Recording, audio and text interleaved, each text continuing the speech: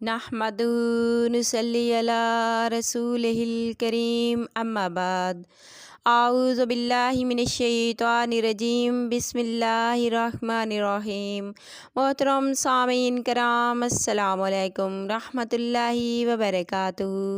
امید ہے آپ سب خیریت سے ہوں گے۔ اللہ پاک آپ کو خوش رکھے، شاد و آباد رکھے، اپنی حفظ و امان میں رکھے، آمین۔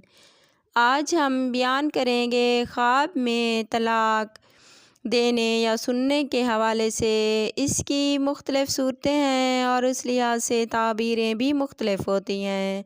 جیسا کہ خواب میں طلاق دینا ایسا کام کرنے کی علامت ہے جس سے پشیمان، غمگین اور افسردہ ہوگا۔ خواب میں خلا کرنا، عورت سے مال لے کر پھر